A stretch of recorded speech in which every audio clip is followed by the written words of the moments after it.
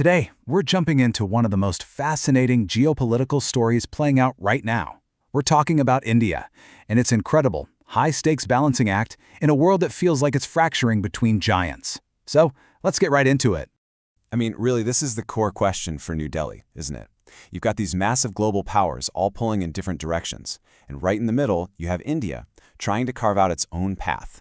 It's using its growing economic and political muscle, but trying desperately not to get caught in the crossfire. It's a really delicate, high-wire performance. All right, so here's how we're going to break this all down. First, we'll set the scene and talk about the global crosswinds making everything so tricky. Then we'll dive into India's foundational strategy. After that, we'll look at some high-stakes tests it's facing, real pressure points. Then we'll explore its very unique response. And finally, we'll ask the big question, is this balancing act even sustainable? Okay, first up, what's creating all this instability in the first place? Well, a huge factor is the rise of a much more assertive, you could say unilateral foreign policy, especially from the United States. And this approach, it really challenges the old way of doing things, and it puts nations like India in a super difficult position. So what is unilateralism? In simple terms, it's basically going it alone. We're talking about a country making big moves, like imposing tough sanctions or punitive tariffs, without really getting a broad international consensus first. And that creates this incredibly unpredictable environment where other countries are constantly forced to react to sudden policy shifts. There's actually a pretty good way to think about this recent U.S. approach.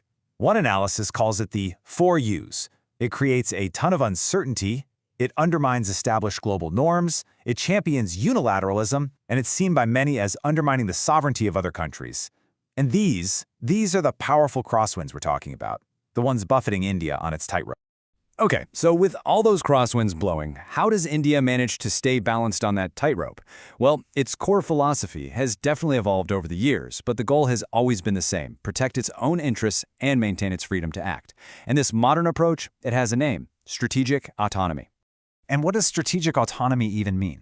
At its core, it's all about making choices based on what's best for India, on a case-by-case basis. It's a very deliberate choice not to get locked into any single alliance or camp. This gives New Delhi the flexibility to work with Washington one day and Moscow the next, which is absolutely crucial in such a volatile world. Now, this is a really important evolution to understand. This isn't the same non-alignment policy from the Cold War era. That was way more ideological. Today's approach is just far more pragmatic. India sees itself as non-Western, but it's not anti-Western. And this is the key part. India's ambition has grown. It doesn't just want to be a rule taker anymore. It wants to be a rule shaper. But look, having a policy is one thing. Sticking to it when the pressure is on, that's another story entirely. And believe me, this policy has been severely tested. Let's look at 2 major cases where U.S. pressure put India in a very, very tight spot. Okay, dilemma number 1, the Chabahar port in Iran. You have to understand, for India, this is a huge deal. It's not just some commercial port, it's a strategic lifeline. Why? Because it gives India a direct route to Afghanistan and Central Asia that completely bypasses its main rival, Pakistan. It's a total cornerstone of their regional strategy. And we're talking about serious money here. India has poured around $500 million into this project. So imagine when the U.S. decided to reimpose sanctions on Iran, boom! Suddenly, all of that investment, that whole strategic gateway, was at risk. It created a massive diplomatic and economic headache for New Delhi. So what did India do?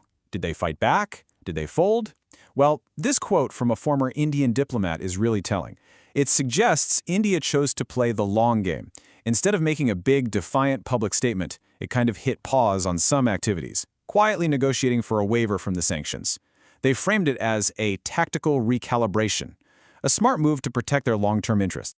All right, if you thought that was tough, the second test was just as challenging. This time we're talking about the purchase of the S-400 air defense system from Russia.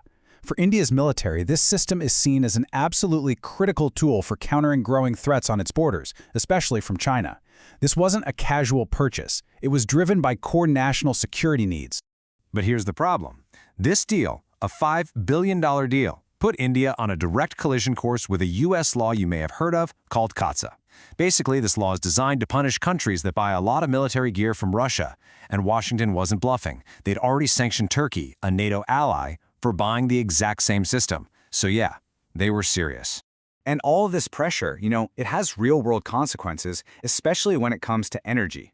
The pressure on Iran, combined with the war in Ukraine, just completely reshaped India's energy map. They started buying a ton of discounted Russian crude oil. Look at that. It now makes up over a third of their imports. Now, this is great for managing inflation back home, but it definitely creates even more friction with the West. So you've got these two massive dilemmas. The pressure is on. What does India do? Well, they deploy this really unique and you could say controversial tactic. It's not a loud fight, but it's not quiet surrender either. It's something that analysts have started calling strategic silence. So what is strategic silence? It's really all about de-escalation. Instead of getting into a public shouting match with a partner like the US, India will put out a very quiet, very measured statement, expressing deep concern or something similar, while all the real work, all the intense negotiation happens behind the scenes. The whole point is to avoid a public blow-up and keep the overall relationship intact. But you have to realize, this strategy is a huge gamble. It's a massive trade-off. On the one hand, sure, in the short term, staying quiet might help you get a trade deal or get included in some cool tech partnerships. But the long-term costs? Oh, you risk your credibility and reputation. You might find your strategic choices are constrained. And you could damage your standing as a leader of the global South, where other nations are looking to you to speak up.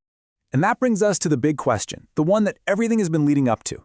Is this whole tightrope walk sustainable? Can India keep balancing these giants using strategic silence, or does it need a totally new approach to stay on its feet? So what's the path forward? Well, a lot of analysts are pointing to a few key steps India could take. Number 1, start asserting that autonomy a little more forcefully, instead of just relying on silence. 2, don't put all your eggs in one basket. Diversify partnerships to get more leverage. 3, build up your own economic defenses, like creating payment systems that are sanction-proof. And maybe the most important one, learn from experience and recognize that just giving in a little bit doesn't always lead to a big win down the road. So we end up right back where we started, with a really powerful question. As India gets bigger and more influential on the world stage, is this quiet, careful balancing act just a temporary tactic to get by? Or is it becoming its permanent destiny? The answer? Well, it's not just going to define India's future. It could very well reshape the entire global order as we know it.